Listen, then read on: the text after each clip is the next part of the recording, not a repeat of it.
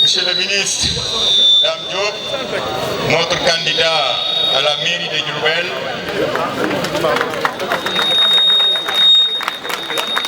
Monsieur le haut conseiller des collectivités territoriales, Monsieur le conseiller économique, social et environnemental, notre guide religieux, notre camarade Serigne Moustapha Abdou Dot, Mesdames, Messieurs les directeurs généraux et directeurs nationaux, chers investis sur les listes aux différents scrutins titulaires comme suppléants, communes et départements, chères autorités religieuses et coutumières, chers citoyens et la société civile, chers coordonnateurs des comités électoraux des quartiers, chères militantes, chers militants, chers invités. Il me choisit suite à l'honneur qui m'a été fait par Monsieur le ministre Dame Diop en me nommant directeur de campagne pour l'élection de toute l'équipe investie pour la mairie de Diourbel de livrer ce discours de lancement de la campagne pour les élections du 23 janvier 2022. Mais avant, je voudrais prier Allah le Tout-Puissant qui répande sur vous tous et vos familles paix, amour, santé et réussite, et que 2022 soit une année de retrouvailles,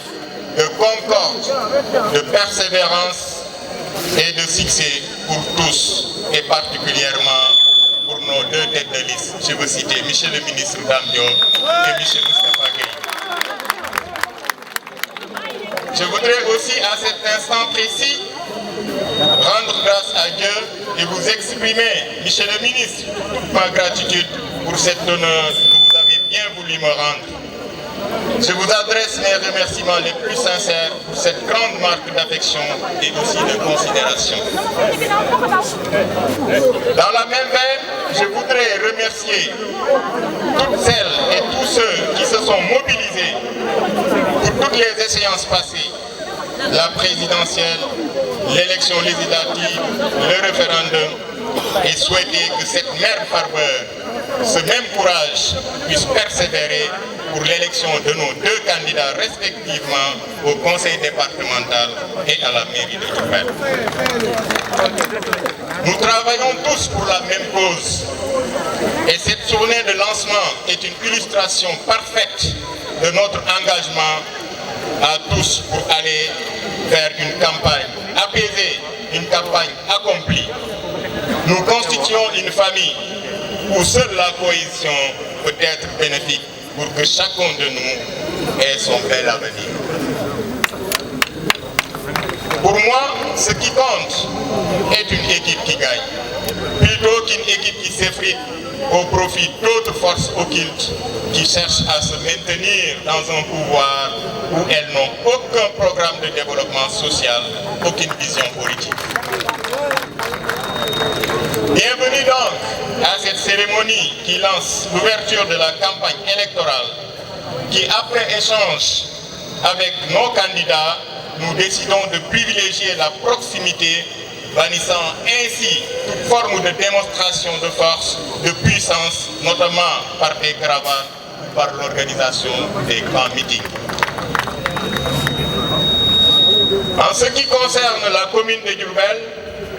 après les 2 premiers jours réservés aux visites de courtoisie aux chefs religieux, coutumiers et porteurs de voix, à raison d'1 jour pour 2 quartiers, nous prévoyons l'entrée vers les populations à partir du 11 janvier prochain, en réservant 2 jours au quartier Cheikh Ibra Fall, notamment les 11 et 18 janvier, 2 jours au quartier Cheikh Anta Mbacké, les 12 et 19 janvier, 3 jours au quartier Médinatoul, les 14, 16 et 21 janvier, et 3 jours au quartier Thierno Kandji, les 13, 17 et 20 janvier. J'ai proposé aussi que la délégation du candidat soit restreinte et comprendra une représentation du directoire central et une délégation des comités électoraux de quartier concernés. Les cibles et les itinéraires seront définis par les coordonnateurs des comités de quartier. Il va sans dire que nous avons prévu une journée d'évaluation pour consolider les acquis et ou remédier aux manquements. La visite des candidats n'entravera en rien le déroulement des activités dans les quartiers, dans les sous-quartiers. Tous les membres des comités électoraux ne rejoignent pas la délégation. Les sessions de formation des jeunes seront diligentées par la cellule de communication du directoire central de concert avec les répondants à la base.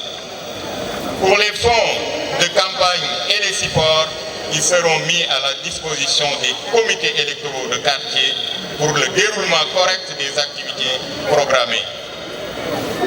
Tel est le programme que nous déclinons et pour lequel nous appelons toutes et tous pour son exécution correcte, seul gage d'une victoire souhaitée de Benno Bokk Yakaar au soir du 23 janvier 2022. Mesdames, Messieurs, chers militants et militantes, de 1968, pour ne prendre que ce repère à nos jours, tous les régimes qui se sont succédés ont ignoré littéralement le département de Diourbel. Département qui était resté le parent pauvre des programmes d'exception et développement pour des combats politiques partisans. Et c'est heureux qu'avec la deuxième alternance depuis 2012, les consciences se réveillent et convergent vers une obligation d'équité, une obligation de mise en synergie des forces, une obligation de justice, une obligation d'humanité et une obligation de solidarité pour faire de Diourbel une ville digne d'une capitale régionale à l'image des autres capitales. Ses fils promis s'y attellent sans complexe. La déclinaison du programme du candidat à la commune de Diourbel tout à l'heure va le confirmer. Gagner ces élections serait pour nous tous donc un devoir de reconnaissance. Par ma voix donc, je voudrais exprimer au nom de Diourbel sa gratitude acquise de droit et déclarer lancer la campagne électorale des élections locales du 23 janvier 2022. Je vous remercie.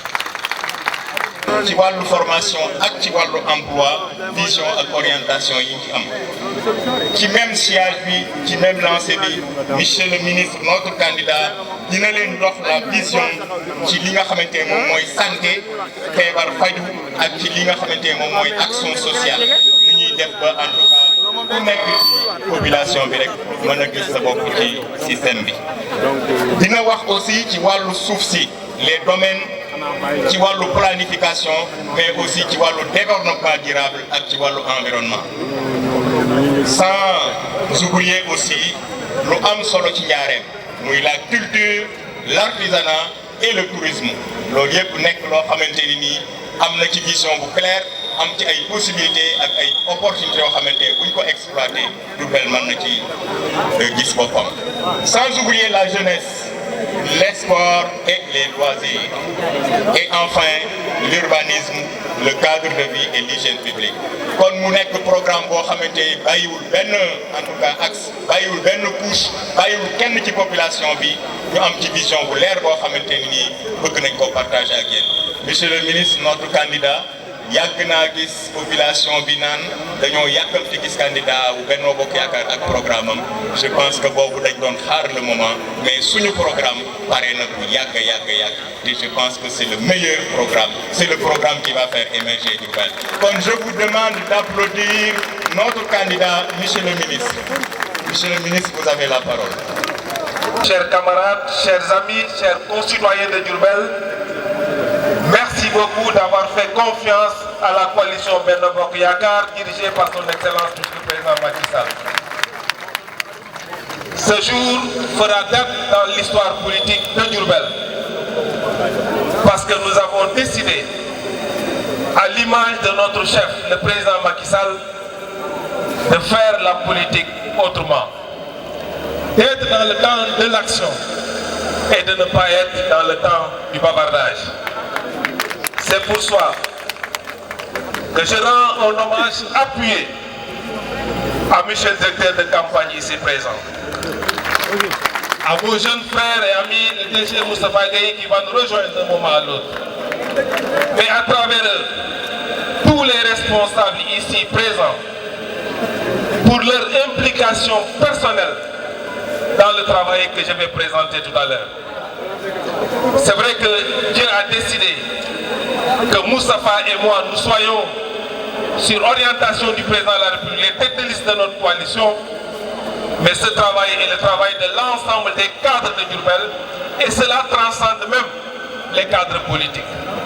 Ils se reconnaîtront, ces cadres diourbellois, qui pendant des mois et des mois se sont sacrifiés pour donner corps et âme à ce programme que nous allons vous présenter. Mon jeune frère ami fera la même chose tout à l'heure pour le département. Et ce programme,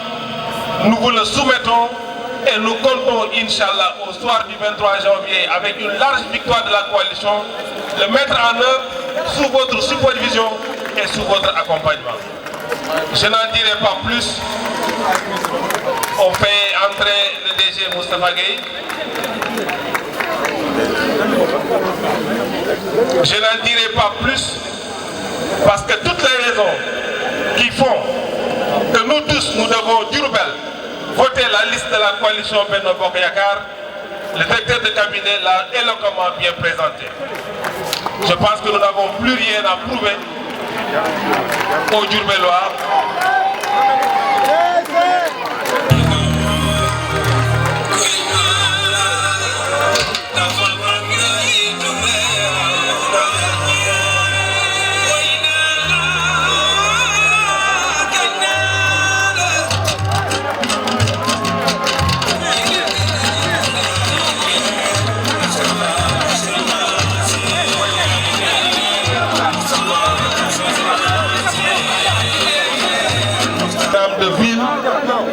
bi ñu bëgg a présenter Diourbellois yi vision. Alors dañuy jàpp du ma wax ne damaa jàpp mais dañuy jàpp que ne pour nga yor dëkk doxal ko faaw nga am xalaat li tubaab di wax vision ci juróomi at yi di ñëw fan nga bëgg a yóbbu dëkk bi. moo tax buñ ci liggéeyee ñu jàpp ne vision bi nga xam ni moom la ñuy proposé pour Diourbellois yi ñu tënk ko nii ñu ne commune Diourbel ci 2026 c'est rapide que commune Diourbel fii ba 2026 dina nekk commune boo xam ni dinañ ko saytu bu mucc ayib mu nekk commune bu naat mais nekk aussi commune bu compétitif comme niñ ko waxee. mais ci rayonnement culturel maanaam ci acteur culturel yi aussi dina am jeexital mais aussi bien-être social ñi nga xam ne ñoo dëkk ci Diourbel mais surtout commune boo xam ne day déglu si concitoyens yi donc ci tubaab ñu wax ne la commune de Diourbel à l'horizon 2026 sera plus rapide que moi. La commune de Diourbel en 2026, un territoire bien gouverné, prospère et compétitif, de rayonnement culturel et de bien-être social à l'écoute du citoyen. jàpp nañ ne lii moo nar a tënk lépp loo xam ne nii fas yéene nañ ko def ci juróomi at yi fii ak 2026. loolu nag dafa am ci lu muy sukkandiku. muy ci ay valeurs donc valeurs yi de la commune de Diourbel ñu jàpp ci juróom bi ci njëkk mooy responsabilité bi ci teglu mooy proximité commune boo xam ne dafay jege askanam bi ci tegu mooy qualité ci qualité de vie ci qualité infrastructure yi ci qualité relation yi nga am ak concitoyens yi bi ci tegu mooy équité mooy koo xam ku nekk ci commune bi li mu yellool ñu jox ko mais enfin bi ci mujj ci valeur yi mooy enthousiasme mooy que ku ci nekk ci commune bi nga am cawarte ak njaxlaf koo xam ni di nga liggéey jëm ci commune bi loolu mooy valeur yi nga xam ni moom la ñu tënk jëm ci programme bi ci tegu bu ñu jógee ci valeur yi ñu ne pour ñu yor commune bi saytu ko dafa am ay principe de gouvernance li ñu jàpp ne moo war a lal caytu gi nga xam ni moom la ñuy caytu commune bi nan lañ koy doxalee dinañ ko xootalaat ci biir mais dañuy wax réactivité mooy doo toog rek ba am lu daanu sa kaw nga soog a jóg yëngu da ngay anticiper ci yi nga xam ni mooy ay jafe-jafe li nga xam ni mooy ay soxla askan wi pour mën a indi ay solution bi ci tegul mooy efficacité et efficience efficacité tubaab day wax mooy nga def li nga war a def ak li mu war a jar mais efficience mooy nga def li nga war a def te njëkk li mu yolloon donc loolu tamit jàpp nañ ne principe de gouvernance de la commune la beneen bi mooy transparence lépp loo xam ni commune bi daf koy def dafa war a leer citoyens yi nga xam ni bokk nañ ci commune bi wala bokkuñu ci conseil municipal bi war nañ yëg war nañ dégg war na am transparence ci loolu ñuy def bi ci des mooy redevabilité mooy suñu njaareem joxee seen baat dañoo am nag obligation delloo askan bi li nga xam ni moom la ñu dénkoon wax leen luñ ci toll fuñ ci toll ak lan lañ ci def enfin bi ci des mooy éthique tubaab bi ko wax mooy looy def rek mu dëppoog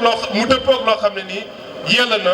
te sell na donc jàpp nañ ne loolu mooy principe de gouvernance de la commune bi nga xam ni moom la ñuy proposé ñu am nag ci programme bi ni ko directeur de campagne waxee léegi ay poñ yi nga xam ni dafa dëppoo ak yoon parce que suñu réew charte de la décentralisation moo ko lal am ay pàcc yoo xam ni état central daf ko wàcce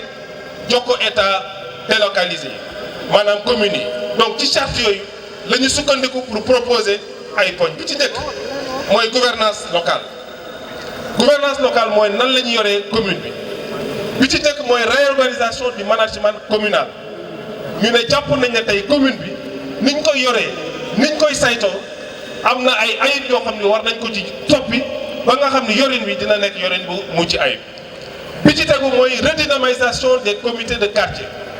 dañoo jàpp ne conseil municipal wala conseil départemental émanation population yi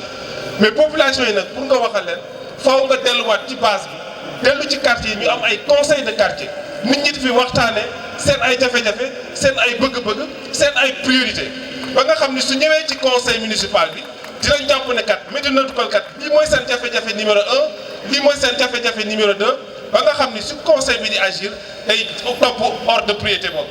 conseil de quartier yooyu lu am solo la ci liggéey bi parce que ci la ñuy delloo baat askan bi pour ñu mën a wax nan lañu fan lañ jëmale dëkk bi. beneen bi mooy amélioration de la gestion participative et de proximité de la commune mooy tamit day dellu si ci li ma waxoon léegi rek que commune bi maire moomu ko conseil municipal moomu ko président conseil départemental moomul département bi conseil départemental moomul def mais askan wi ñoo ko moom kon boog dañ leen war a delloo seen cër. bi ci topp mooy digitalisation de la vie de la commune tey ñëpp xam nañ ne xarala yu yees muy informatique ak li ci topp benn dëkk benn gox benn quartier mënul dem bàyyi loolu ñu ne kon loolu ci suñu programme dina am pàcc bu am solo boo xam dañ koy jagleel wàllu xarala yu yees yi pour que mag ñi ndaw ñi jigéen ñi mën ko utiliser pour mën ci def seen activité ñu jàpp aussi que beneen poñ que Diourbel bari na ay partenaires waaye partenaires yi li ñuy indi ci biir Diourbel faaw ñu teel koo xam ñu ne kon partenaires yooyu dañ leen di kuréel def li ñuy tuddee forum annuel des partenaires de la commune parce que balaa ñu dëgg budget jëm ci at bi di ñëw war nañ xam li état di indi mais war nañ xam partenaires yi lan lañ indi suñu liggéey mooy yokk partenaires yi mais bu ñu defee seen forum dañu mën a xam partenaire bu nekk lan lay indi bañ mun ko intégrer ci budget bi au nom de la transparence pour que population yi mun ko am donc partenaires yi muy partenaires locaux comme partenaires internationaux dañ leen defal forum boo xam ni chaque année ku ne ci moom dana wax lan la bëgg a def lan la mën a def ñaata la mën a indi ba ñu dugal ko ci budget bi ba nga xam ni Diourbellois yëpp dinañ ko xam. ñu ne aussi beneen poñ bu am solo mooy organisation du forum citoyen suñu dawalee ab diir dañoo war a toog nag dégluwaat askan wi ñu wax ñu li baax ak li baaxul loolu nag pour ñu def ko il faut ñu def ay forum citoyen. beneen bi ci topp mooy gestion transparente et redevabilité wax naa ko lépp loo xam ne ni day dugg ci commune bi day dugg ci conseil bi muy commune wala département dañ ko war a tracer ba population yi ku nekk mun ci wax sa xalaat dërëm bu ci génn ñu xam ne fii lañ ko dugal ndax dina méngoon na ak suñu ay bëgg-bëgg. beneen bi mooy optimisation de la gestion de l'état civil. état civil mooy fi ñuy defaree këyitu judd yi ak loolu li am njaareem gàcce la ci ñun ñëpp xale yi juddu mënoo am carte parce que amoo extrait de naissance loolu jàpp nañ ne chantier bu mag la bu yees boo xam ne ni war nañ ko taxawal pour que ku juddu am këyitu juddu ku jaarul war a def examen am këyitu ndax loolu bokk na ci priorité beneen bi ñu ne nit ñi nga xam ne ñu ngi liggéey ci mairie bi wala di liggéey ci conseil départemental war nañ leen tàggat waruñu rek nekk ay nit yoo xam dañ leen jël ndax yaa ma neex bu ñu fa amee nañ leen dooleel nañ leen jàngal nañ renforcer seen capacité ba nga xam ne li tax ñu jël leen ci collectivité yi ñu mun ko def loolu tamit axe bu am solo la ci ñun. bi mujj ci gouvernance locale mooy redynamisation de la coopération décentralisée et mobilisation de la diaspora. Njaareem bari na ay doomam yoo xam ne ñu ngi bitim réew picc nga ca kaw waaye xel maa ngi ci suuf ñoom ñëpp ñu ngi seetaan tey ndax xale yu bees yi may wax ak ñoom te ñoom dañoo am place ci li nga xam ni loolu la ñuy liggéey fii ci dëkk bi ku ci nekk ci ñoom boo ko gisee bitim réew yéeneem mooy nu muy def ba bokk ci ñuy defar Njaareem yéeneem mooy nan la def ba Njaareem jóge fi mu nekk dem fële ci kanam kon bokk ñu jàpp ne ñun ci suñu biir équipe municipale waa diaspora dañ ci am xalaat am ci doole am ci taxawaay boo xam ni war nañ ne nag commune bi boole leen ubbi leen ba ñu mën a dugal ci seen xalaat donc fukki poñ yooyu daal mooy poñ yi nga xam ni jàppoon nañ ko ci axe bu mag ba la ñuy tuddee gouvernance locale. deuxième axe bi ci topp. taxawal tuuti. jërëjëf axe bi ci topp mooy wàllu éducation formation emploi mooy njàng mooy tàggat mooy aussi wàllu xëy ñu jàpp ne loolu lu am solo la ñu jàpp ci programme boobu ci axe boobu te li ñu war a njëkk a def fii mooy ubbi bibliothèque bu yees bu moderne ñu tudde ko bibliothèque municipale boo xam ne nii xale yi Njaareem magi Njaareem danañ fa mën a jëm wut xam-xam jokkaloo ak bitim réew mën fa am aussi espace de divertissement donc loolu bokk na ci programme bi loo xam ne nii bëgg nañ ko def parce que tey di nga dem ci yeneen dëkk yu mag yi xale yu am juróom-ñaari at juróom-ñetti at dañuy dugg ci internet def li ñuy def wax ak àdduna bi yëpp te bu ma ñëwee fii ci Njaareem sama doom wala sama jarbaat bi nekk ci kër gi amul espace boobu ñu jàpp ne injustice boobu war nañ ko réparer defar bibliothèque municipale moderne pour que ñu mën a non seulement jàng mais xam suñu mag yu baax yi dëkk ci dëkk bi fii lan lañ defoon ba nga xam ni dañ mën a jokkoo ak bitim donc loolu bokk na ci engagement yoo xam ni jël nañ li ci des mooy construction et réhabilitation d'ouvrages annexes parce que coopération décentralisation moo joxe wàllu njàng ci conseil municipal kon boog ñu jàpp ne tey am na fi ay jàngukaay muy école muy daara yoo xam ne ni am nañ ay yitte yoo xam ni soxla nañ ko mairie bi conseil départemental war nañ ci taxaw ci wàllu ay defaraat ci réhabilitation ci wàllu ay tabax mais aussi ci wàllu ay bloc administratif ay toilettes. après ñu ne ci poñ boobu bari na ay doomu Jurbel yoo xam ni suñ borom moo leen di may ñu xarañ ñu tudde ko appui aux initiatives de promotion d'excellence ci fànn boo jël nag ci art ci football ci leneen ñu ne ñooñu nag conseil communal wala conseil départemental war na taxaw seen wet gunge leen renforcer seen capacité ba nga xam ne àdduna yëpp di leen xam parce que tey ñun Njaareem yëpp am nañu fierté gis benn doomam bu tudd Bamba Dieng nekk ci équipe nationale de football. beneen poñ bi ñu ne amélioration du cadre de vie des daara et des écoles day fekk si li ma wax léegi rek tey fii Njaareem su ma amee sama doom yóbbu ko daara keneen am na doomam sa jàngkatu xam-xam yooyu yëpp muy daara et école war nañ leen gunge ci réhabilité ko defaraat ko pour que njàng mi xale yi mën a jàng ci ay anam yu mucc ayib. et enfin ci axe éducation formation emploi ñu jàpp ne tey doomu Njaareem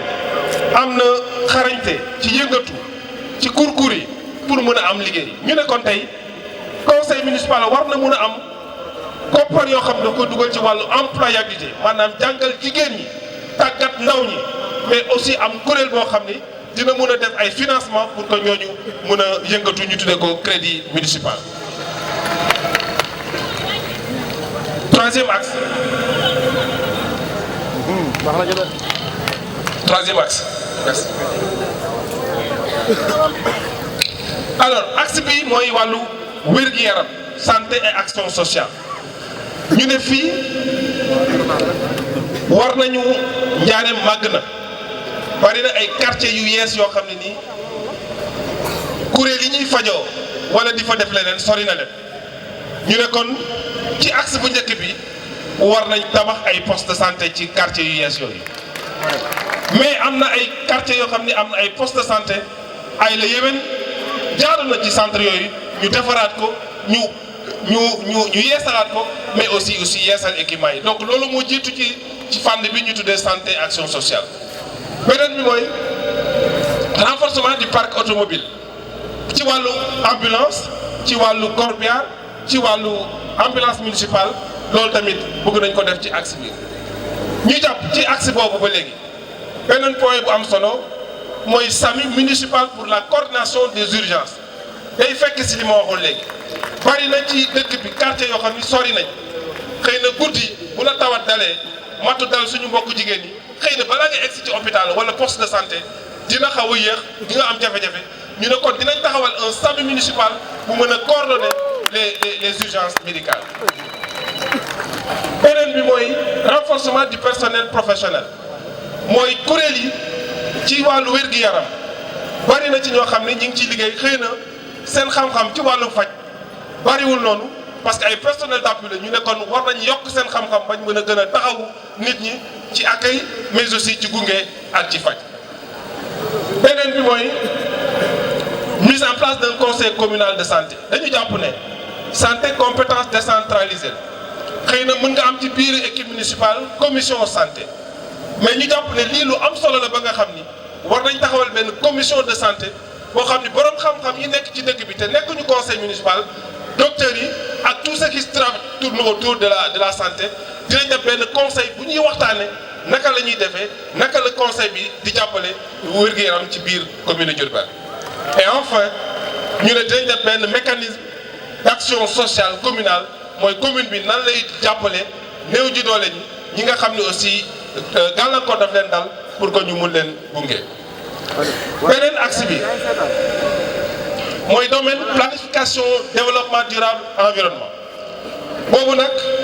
dañu wax ne tey Njaareem bi ci njëkk mooy commune rurale yi ko wër boo jëlee wet gii Ngoye moo fi nekk boo jëlee wet gii Tooki moo fa nekk boo jëlee wet gii Pataar moo fa nekk boo jëlee wet gii Touré Mbonde moo fa nekk ñooñu ñoo ceinturé Njaareem tey ba tey Njaareem amul espace foncier amul suuf soo xam ni su bëggoon def ay investissement structurant dina ko fa mën a def amul. ñu ne loolu nag pour ñu régler ko faaw ñu développer li tubaab bi wax intercommunalité ñu waxtaan ak Ngoye waxtaan ak Tooki waxtaan ak Pataar waxtaan ak Touré Mbonde ba nga xam ne su ñu amee investissement structurant nañ mën a am suuf def ko ko population Ngoye gis ci seen bopp population Diourbel gis ci seen bopp population Tooki gis ci seen bopp population Touré Mbonde gis ci seen bopp population Pataar gis ci seen bopp mais population Diourbel gis ci seen bopp li tubaab bi wax intercommunalité. Deuxième projet bi mooy mise en place d'un programme communal de reboisement ñu ne garab dafa baax ci dëkk ñun nag waxuñu ne dañuy ñëw rek jënd benn garab jëmbat fee benn nga dañu bëgg a def benn plan communal de reboisement borom xam-xam yi commencé nañ ci liggéey pour xool Diourbel fan la ñuy jëmbat ay garab nan lañ koy suuxate nan lañ koy toppatoo pour que Diourbel nekk une commune verte. ñu ne foofu ci poñ boobu aussi dinañ def révision du plan communal de développement parce que plan communal de développement 2022-2026 mooy plan bi nga xam ni tëggoon nañ ko pour xool Diourbel ci juróomi at yi di ñëw fan la jëm mais ñun dañu jàpp ne war nañ tëggaat ak projet yu yees yi ñu am beneen plan communal de développement. et enfin 5e point bi waxoon mooy li ma day fekk si li ma waxoon léegi rek que xarala yu yees yi kenn mënul dem bàyyi ko ñu ne kon dinañ def un développement du wifi municipal à Diourbel pour que xale yi mën a connecté wu seen yaay yi mën a connecté wu parce que loolu tey àdduna foofu la toll. gratuit. prochain axe alors axe bi mooy culture artisanat ak tourisme culture Diourbel am nañ ay satisfaction yu mag ci wàllu théâtre ci wàllu art de manière générale ci culture urbaine ci rappeurs yi bu bari ay talent artisanat dinaa ci taxawaat parce que man ci laa bokk mais ci tourisme aussi ñu jàpp ne ñun war nañ def promotion du tourisme religieux parce que xëy na amuñu géej waaye am nañ suñu mag ñu baax ñi nekkoon fii loo xam ne nii bàyyi nañ ko fi te ku nekk ci àdduna bëgg nga ñëw xool ko mais loolu nag il faut que commune bi bokk ci ñi koy organiser pour que nit ñi moo xuma la sax jógee biir réew mais jógee bitim réew ñëw njaareem di xool si yan valeur culturelle et religieuse la Diourbel am pour ñu mën a promouvoir le tourisme religieux loolu bokk na ci axe bi lu am solo ci wàllu artisanat ñu ne tey njaareem kenn mënul dem waxuma sax njaareem loolu c'est ma conviction personnelle mais Sénégal président de la République Macky Sall moo ko njëkk a wax artisanat daf ci am doole c'est la première fois ñu am un ministère dédié à l'artisanat te artisans yi tey jàpp naa ne war nañ am zone de production mais zone de commercialisation et d'exposition ñu tudde ko zone d'aménagement artisanal jël nañ engagement man ak borom xam-xam yi ko wax su ngeen ñu dénkee baat dinañ defar une zone d'aménagement artisanal foo xam ne artisans yi nañ fa mën a liggéeyee mën nañ fa mën a exposer dinañ fa mën a jaay jógee ci taatu garab yi ak ci mbedd mi nga xam ne chaque jour ñu bëgg leen fa jëlee loolu bokk na ci programme ñu jàpp aussi que war nañ def bés Diourbel war na am bés ñu tuddee ko organisation du festival de Ndiarème bari na lu ñu war a mën a lu ñu war a mën a wane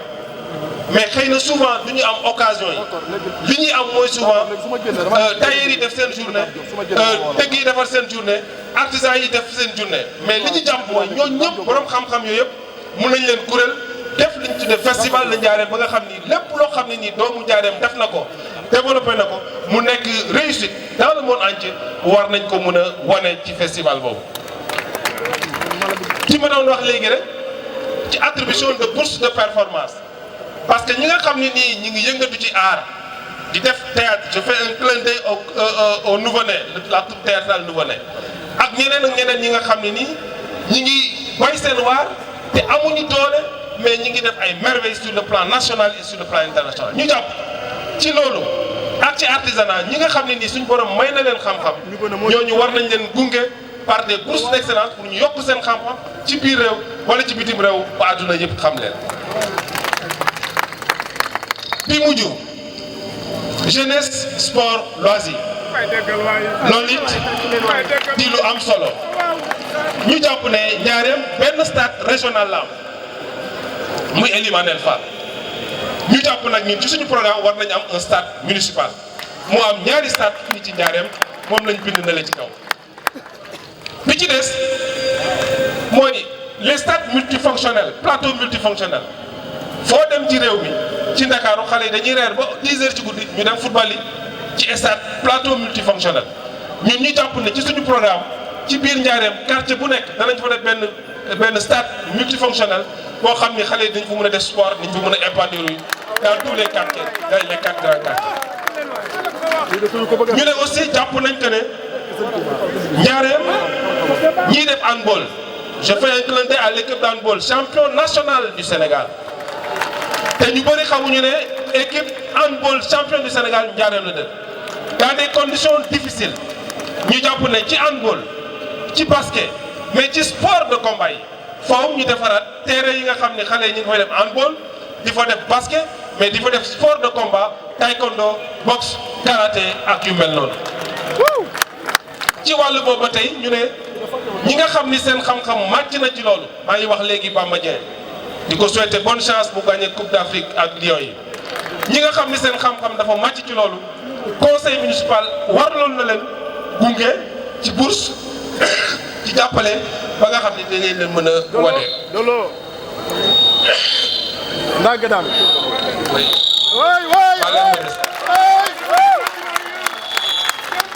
indi beneen. Baleen donc ma wax ne donc ma daaneel fii ci axe jeunesse loisir war nañ aussi organiser ay tournois de sport scolaire parce que ñi nga xam ni dañoo nekk ay champions internationaux ci àdduna bi yëpp ci Sénégal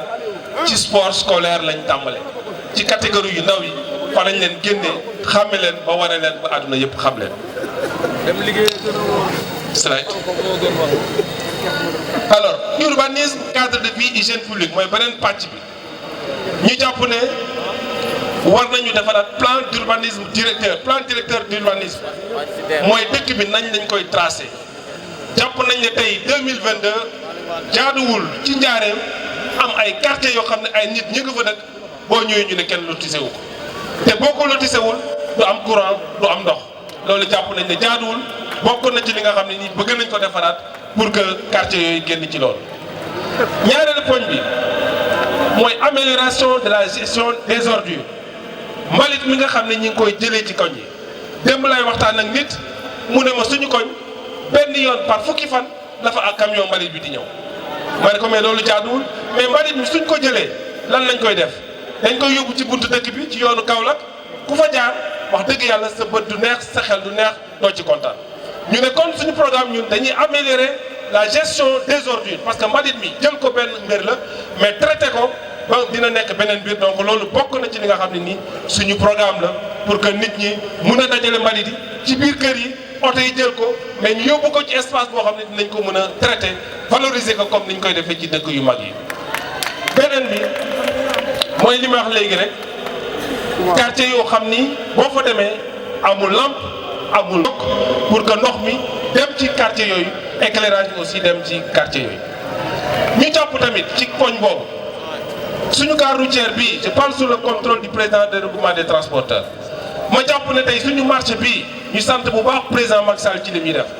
parce que Ndoumbé Diop bi moom rek moo lakkoon bari na ay marché yu lakk waaye mu gaaw def li mu def fii ci Njaareem mais jàpp nañ ne li des li wër marché bi war nañ ko defaraat war nañ ko réhabiliter en même temps que la gare routière de Diourbel loolu bokk na ci suñu programme. et enfin ñu jàpp ne ni ko dëkk yëpp amee dëkk yu mag yëpp amee war na am ay place yoo xam ni fii ci Njaareem bu ngoonee mën nga faa doxantu ay espace public ay espace vert yoo xam ne mën nga fa doxantu féexlu comme ni ñu koy defee ci dëkk yëpp. kon boog loolu mooy pàcc yi nga xam ni moom la ñu tëgg ci programme bi dinañ ko tirer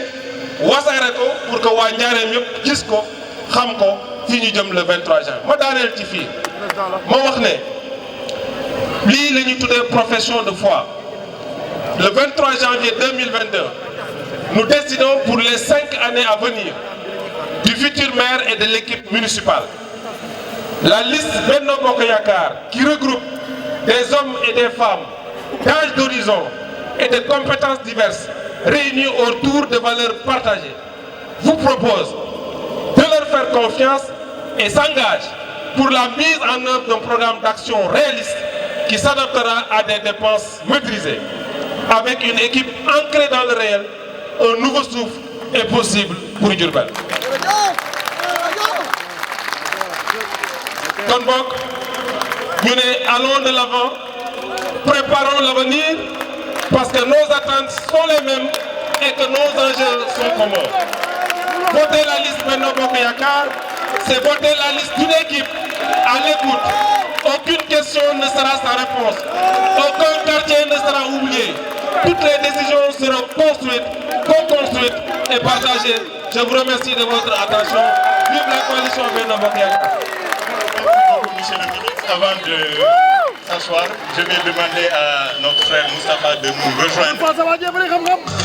Félicitations, mais je voudrais demander à tout le monde de se lever, s'il vous plaît, tout le monde sans exception. Serigne si sax ñu jéggal ñu na ñëpp jóg ngir suñu candidat yi na ñëpp jóg ngir Diourbel na ñëpp jóg ngir la jeunesse ngir la population bi. Je demande aux DJ dafa am benn son boo xamante ne bu ñu dem campagne donc DJ est-ce que vous pouvez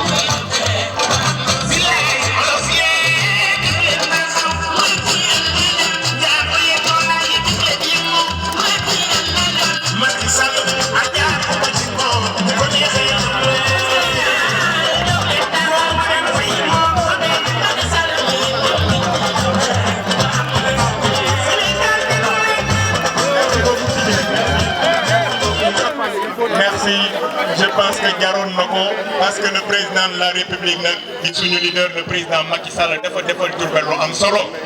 li mu def ci Diourbel te mu ëpp solo mooy dafa jël ay doomu Diourbel yu bari dénk leen ay responsabilité ba ñu mën a def lu bari ci biir Njaaréem tey jeunesse bi yaakaar naa ni doo leen ma bàyyi ma wax jeunesse bi yëpp ñu ci bari tey gis nañ ci programme Macky Sall gis nañ.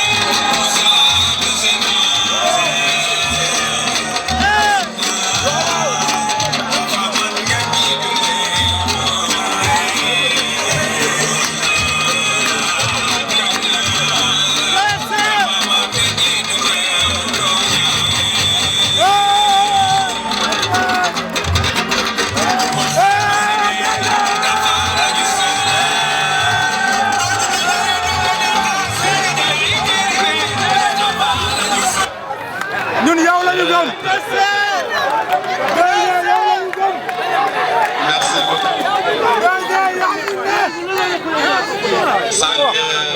yow la ñu gëm DG yaa fi ne yaa ñu tee sonn yaa ñu tee sonn Fall yaa ñu tee sonn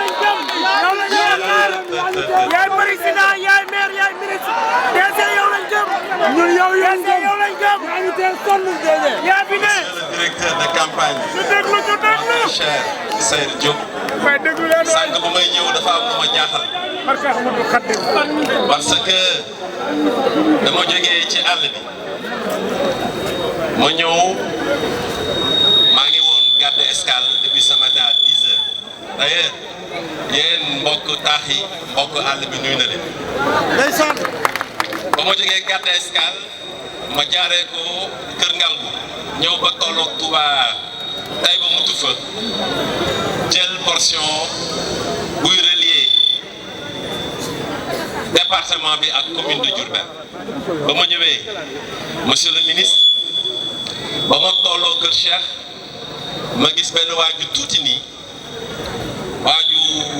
waaju doy waar muy taaj ay mbaar ma ne ko meloo si jublu mu ne ma non sama programme la pour Diourbel mu ne loolu mooy programme am pour Diourbel c'est vous dire que le programme ambitieux du candidat Dame Diop vraiment mérite encore des applaudissements et je vous demande de le faire su may xool tribune bi mën naa nuyu mon professeur Diédhiou wala ma nuyu la présidente Diaritou Sarr wala ma jël nuyoo bi teg ko si loxo Balla Aïssa Boury moom Serigne Moustapha Abdou Wadoud nga xamante ni depuis 2009 depuis Dekkal Ngor saa yu président de la République son excellence Macky Sall taxaw di dóor Serigne Moustapha mi ngi ci wetam di ko ñaanal donc ku jara sargal la moom Serigne Moustapha Mbacké Abdou Wadoud wala ma nuyu le président Assane Sylla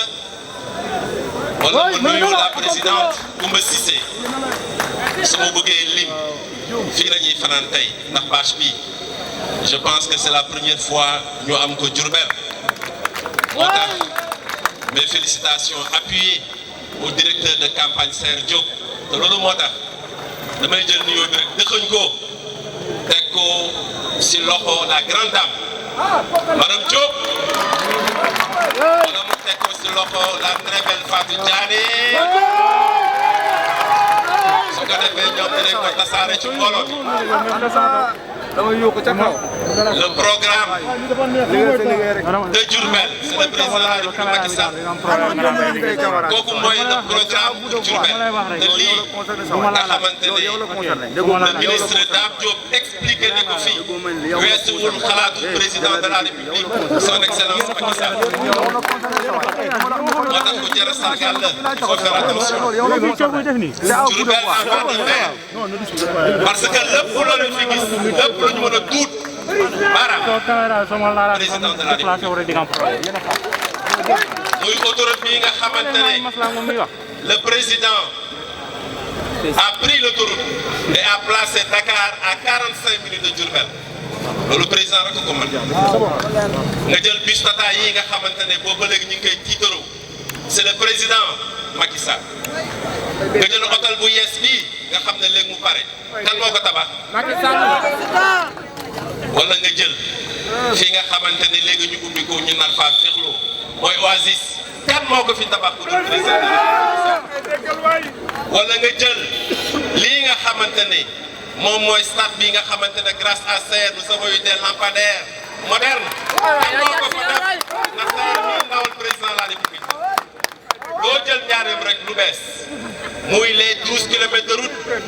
muy les 20 yi nga xamante ne Dame Diop mi ñotti na ko di ko waaj a indi Diourbel lépp président de la République Macky Sall donc gàcce ngaalaama président de la République Macky Sall tàccu leen ko bu baax parce que c'est véritablement le maire de Diourbel.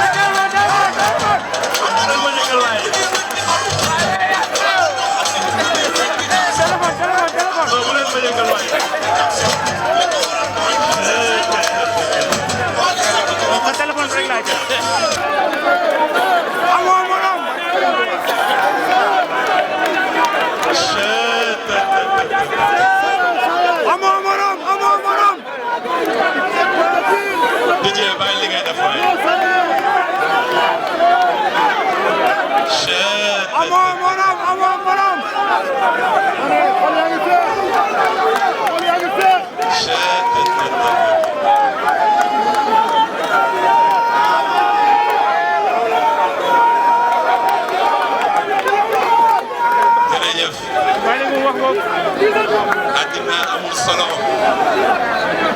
àddina nii rek la c'est vraiment dans la joie et dans l'allégresse ndax ñun duñu ay nitu fitna ñun ay nitu jàmm ne émergence la ñu wax alliance pour la république moom la ñu wax ñun ministre Dame Diop la ñu wax ñun DG Saër Diop la ñu wax dañu ne DG Souleymane Soumaré dañu ne coordonnatrice du Promise Fatou Diané Gueye. C'est dans la joie et dans l'allégresse. Il faut que je parle de programme. Mais xam ngeen ne moi je suis un candidat au conseil départemental. nitu àll laa duma nitu taax. moo tax mon directeur de campagne que je voudrais vous présenter moom mooy l'honorable j'allais dire excellence Cheikh Gueye moom daf ma digal mu ne ma Moustapha soo demee ci bâche ba ministre dëxëñ na lépp ndaxte DG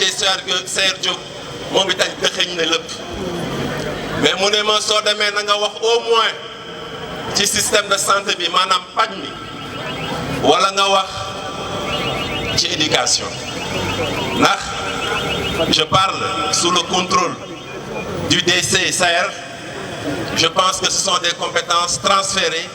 au conseil départemental. Mënoon nañu wax également ci sport bi et je pense que monsieur le ministre le candidat Dame Diop a tout traité. Oui. Parce que candidat Dame Diop nee na su nekkee maire les 4 grands quartiers bu ne dina fa def un terrain synthétique qui sera dédié au moins au football te loolu c'est un programme. loolu lu yomb def la parce que am na benn boo xamante ne maa ngi koy tabax fii ci université bi. te dinaa ko réceptionner le 20 et je n'ai pas dépensé plus de 70 millions. donc je pense que Dame tey su taxawee ne at mu ne dinaa tabax benn terrain synthétique ma commencé kër gu mag dóor fa benn ana waa kër gu mag ana waa kër gu mag daam nee na su paree kër gu mag dina dem Cheikh Anta dóor fa benn ana waa Cheikh Anta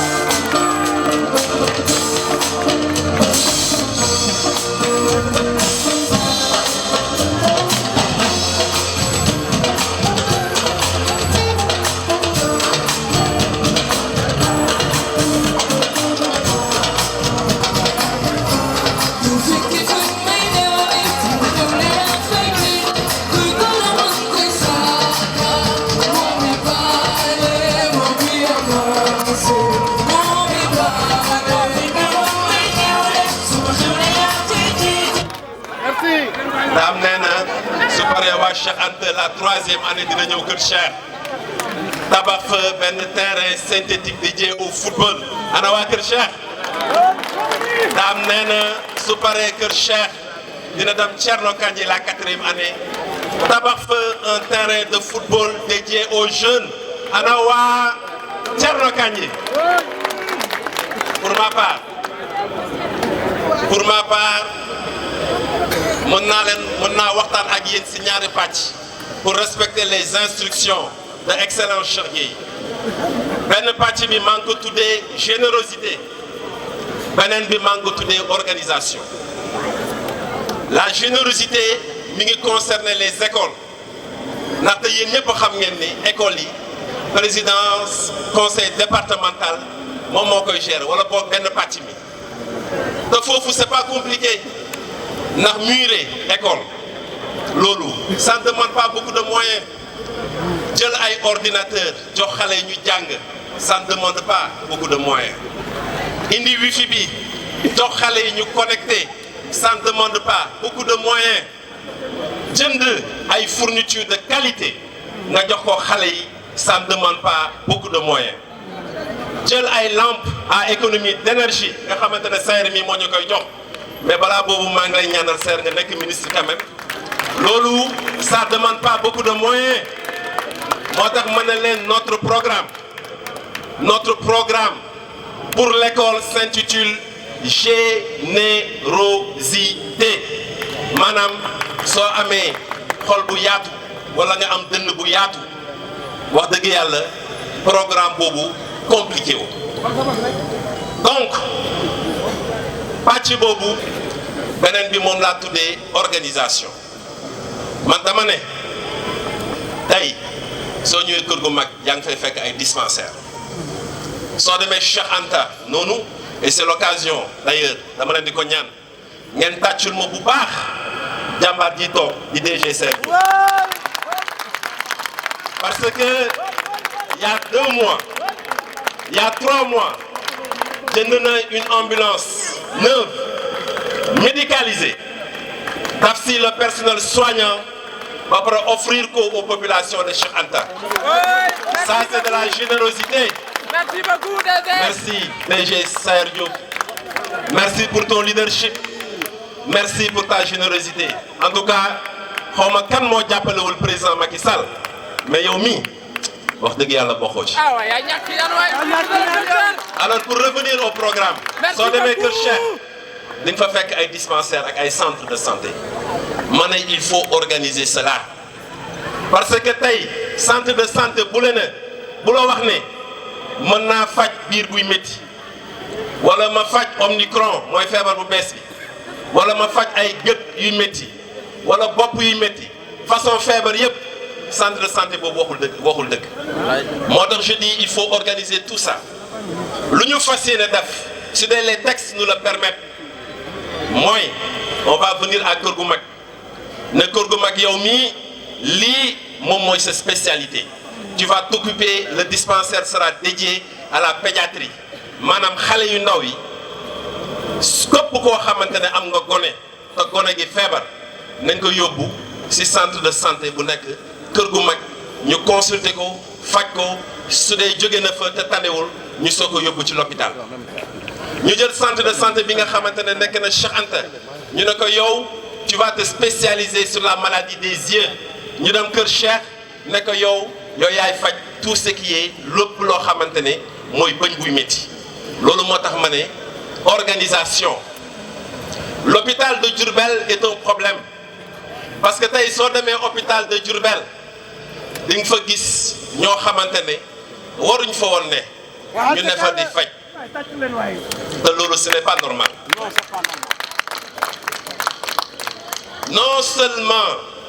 on va relever le plateau médical mooy maanaam dinañ xeex gannaaw ba ñu xeexee ba ñu yokkal ñu budget conseil départemental dinañ xeex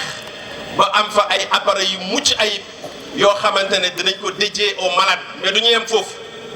parce que tey soo demee Dakar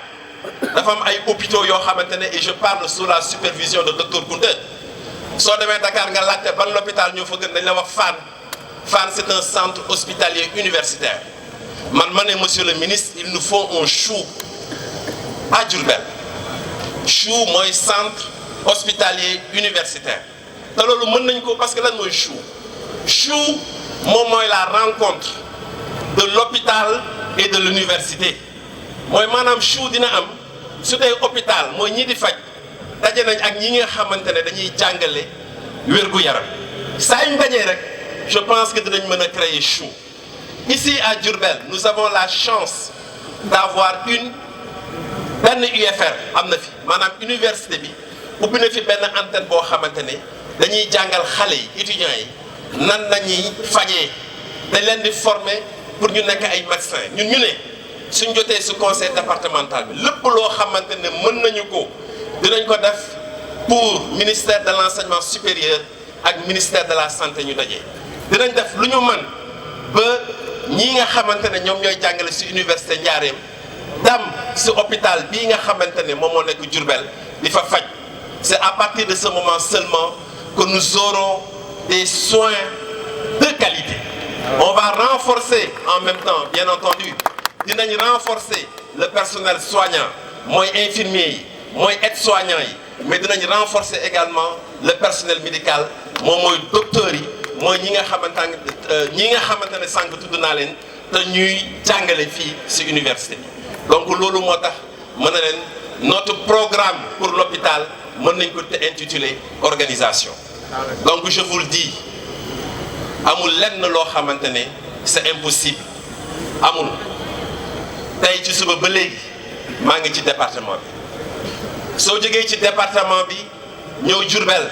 da ngay fonne da ngay yegg ci Paris lu tax ma wax loolu mooy lu mënti manqué Njaareem rek fële na gën a tumranke ci biir àll bi donc monsieur le ministre nous avons véritablement le défi de relever et de répondre à la satisfaction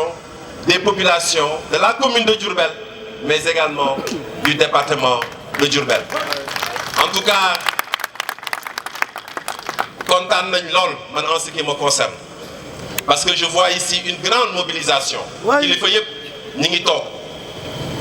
les aspirations sont là les attentes elles sont là amatuñu droit jël mairie de Diourbel di ko dénk kii nga xamante ne moom moo fi ne amatuñu droit boobu nous n'avons pas le droit et comme je l'ai dit l'autre jour nous devons gagner pour l'honneur et la dignité. Nous devons gagner pour l'honneur et la dignité. Nous devons gagner pour l'amélioration des conditions de vie